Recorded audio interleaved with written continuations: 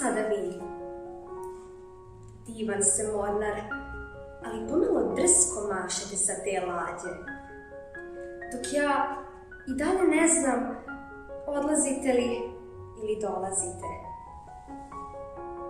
I kako ste uopšte doplovili do ovde, po mrtvom moru mojih pregaženih snova? Jesam li vas ja zvala? Ili ste pratili pticu koju su ukrali pesmu i koju nahranim mrvama sebe kada mi bez glasa sleti na dole?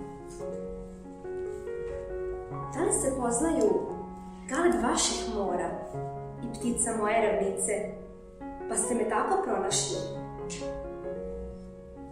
Divan ste mornar, dragi gospodine, ali kuda plovite?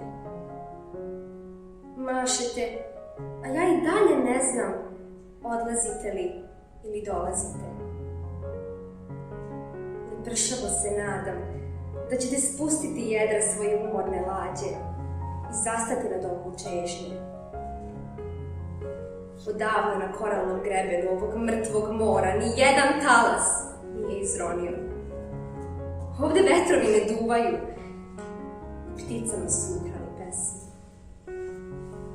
Kojim bogovima da se molim i koliko žrtvu da im prinesem, da stane ovo malo vetra, da spustite jedra i usidrite svoja lutanja, jer divan ste mornar na toj lađi, dragi gospodine, i vašem galebu nisu ukrali pesmu.